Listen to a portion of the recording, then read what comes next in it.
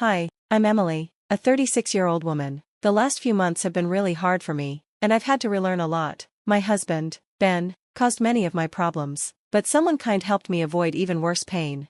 Let me tell you about the people in my story. First, there's my sister, Lily. She's 6 years younger than me and really pretty. We didn't get along when we were younger because I was more of a bookworm and she was popular. She used to pick on me and seemed jealous for some reason. Our mom tried to help us get along, but it never really worked. When I went to college, we didn't talk much, but when she became a teenager and I finished school, we started talking again. Our relationship got a little better, but we never became very close. That was as good as it got, and I was okay with it. Next, let me tell you about my ex-husband, Ben. We met at work and really clicked. After about 3 years of dating, we got married. We worked hard and bought our first house together. Since I earned more money, the house and mortgage were in my name. After we'd been married for 2 years, Ben brought up having children. Emily, I've been thinking about something, and I need you to really think about it. Alright, what's up? I feel like we've been together for a while now, and maybe we should start a family. Ben, you know how I feel about that. I know, but we can afford it now, and it would be amazing to have little versions of us running around, don't you think? Yeah, but having kids is a lot of work. We're hardworking and responsible. Come on, just think about it. Okay, I promise I'll help take care of them, just keep that in mind. Even though I wasn't really interested in having kids, I agreed because Ben kept asking. First, we had a son, and 3 years later, we had a daughter. At first, Ben was really helpful, but that didn't last long. Soon, I was doing everything at home, including taking care of the kids. After our first child, Ben asked me to stop working since he got a promotion and was earning more money. I didn't want to, but I eventually gave in and accepted my new role. To keep myself busy at home, I started hosting dinner parties. I often invited my mom, my sister, and my mother-in-law when she was around. Eventually, I got used to my new life. I spent lots of time with my family, which made me happy. Ben and I were getting by. I had gone through a tough time after giving birth to our second child and almost dying, which affected our relationship. I didn't think anything else was wrong, but I was wrong. While cleaning my room one day, I found a pair of panties that weren't mine. I felt sick and confused. Was I not enough for Ben? I had just had our second child and was still recovering. I was going to therapy and making progress, but it didn't feel like enough. Ben was cheating on me. Once I got over the shock, I felt angry and betrayed. I needed to know who he was cheating with and why. First, I sent Ben a picture of the underwear and asked whose they were. Then, I checked his laptop and went through his social media messages. At first, I didn't see anything strange, which made me even more confused. I searched through all his chats, knowing it was silly since all his contacts were people I knew. I never imagined anyone I knew could hurt me like this. Then, I saw my sister's name everywhere. At first, I didn't think much of it. Why would it be weird for my sister and Ben to talk? But when I opened their chats, I felt sick. There were pictures and videos of them in bed, messages about how much they loved each other, and plans for Ben to leave me. I couldn't believe my own sister would do something so awful. Our relationship had never been perfect, but this was a whole new level of betrayal. I was so disgusted that I threw up. I tried calling Ben, but he didn't answer, so I called my sister. Lily, hey, what's going on? Hey, what's going on to me? Seriously, what is wrong with you? I don't know about myself, but I do know I found a pair of your panties in my room. Have you been sleeping with Ben? Yeah, for a while now. Why? Emily, seriously? You thought it was okay to sleep with my husband just because you thought I was boring? And being my sister didn't stop you? Look, I thought I was helping you. I was keeping Ben busy so you could focus on the kids. Are you serious? That's the dumbest thing I've ever heard. Look, we didn't mean for it to go this far, okay? I only did it because he kept hitting on me, and he's a nice guy. But he was my husband. Why would you help destroy our family? I just want what's best for Ben. Okay, if I'm the best for him, then so be it. You're disgusting.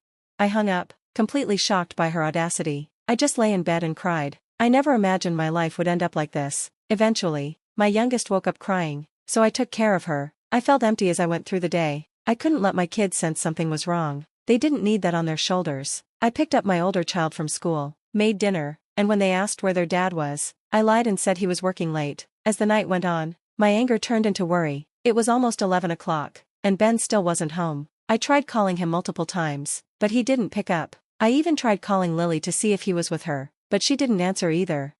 Exhausted, I went to bed hoping it was all just a bad dream. The next morning, I woke up with a bad feeling. I looked around and noticed that Ben's things were gone from the room. I checked the cupboards and drawers, and most of his stuff was gone from the house too. He had left while I was asleep. Without saying anything, I couldn't believe it. He just left me without even talking to me. I didn't know what to do. All I could think about was taking care of my kids first. Then I'd figure out the rest later.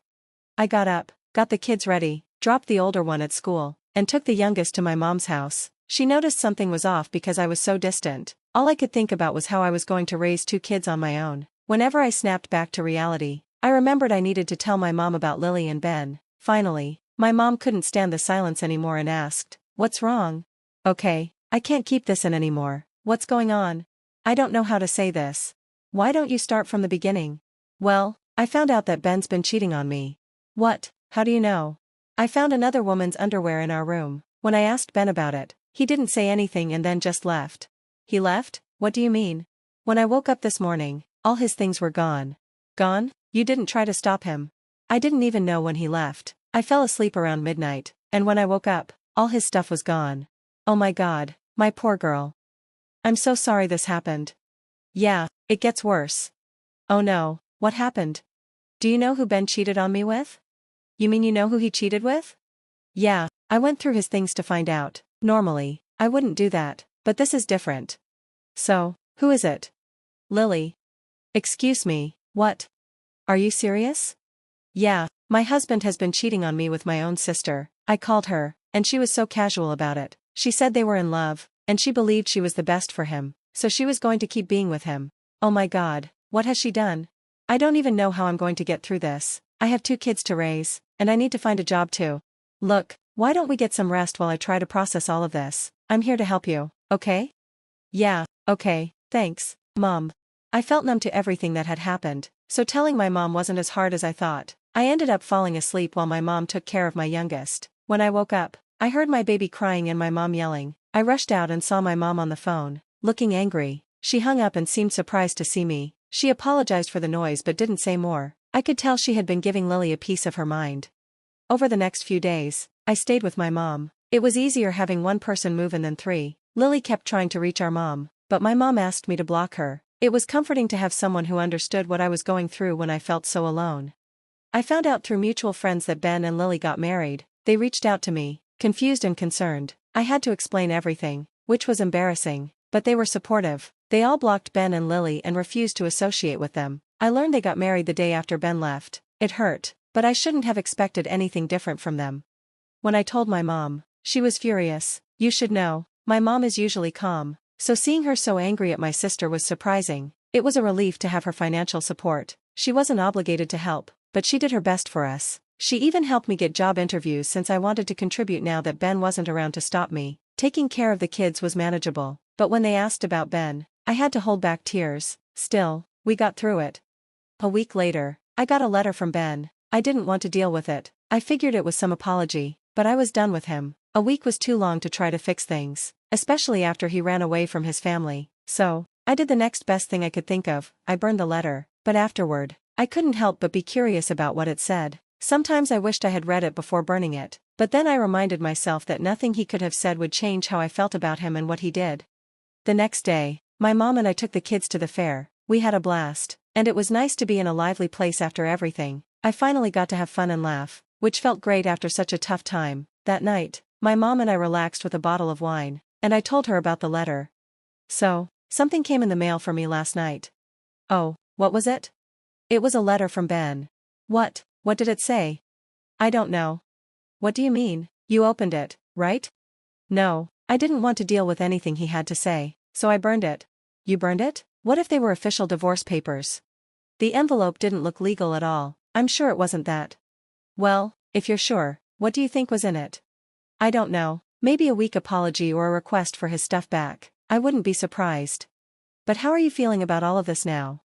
"Well, today was a good day. It's tough, especially when the kids keep asking where their dad is. What do I even tell them? It's slowly getting better, but only a little. As long as it's improving, I'm always here for you.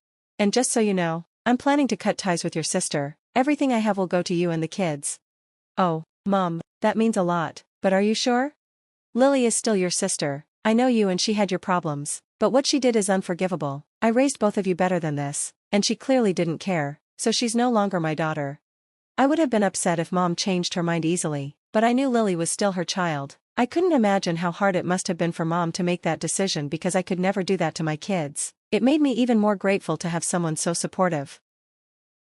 Another 3 days passed, and I heard a knock on the door. It was strange because I wasn't expecting anyone, and aside from my mom, who was at work, no one ever visited. I opened the door carefully and saw 2 men in black suits. I opened it just a little and asked who they were. They said they were lawyers and had something for me. They handed me a note and a check. The check was made out to me for $750,000. My jaw dropped at the huge amount. I tried to tell them there must be a mistake, but they said there wasn't and asked me to read the note.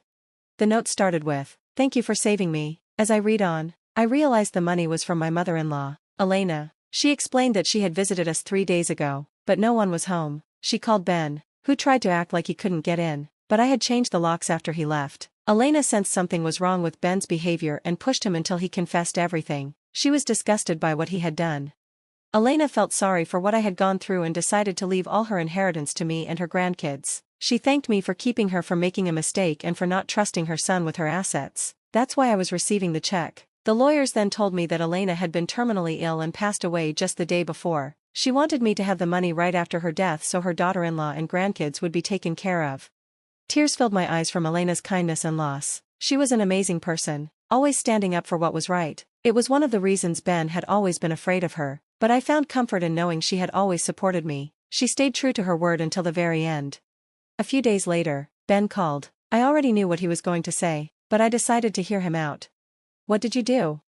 "What do you mean?" "You know exactly what I mean." "Ben, you'll have to be more specific." "What are you talking about? Why weren't you home that day?" "I specifically asked you to be. I sent you a letter asking you to pretend everything was normal while my mom visited." "Oh, was that what the letter said? You didn't read it?" "No, I burned it. You betrayed me. My mom was going to help me with the inheritance, but you took it all because you're selfish." "That's ironic, coming from you. You abandoned your family and only cared about contacting me when it involved your inheritance. Love can't be forced. I did what was best for me, and your mom did what was best for us. Don't ever try to contact me or the kids again. Goodbye."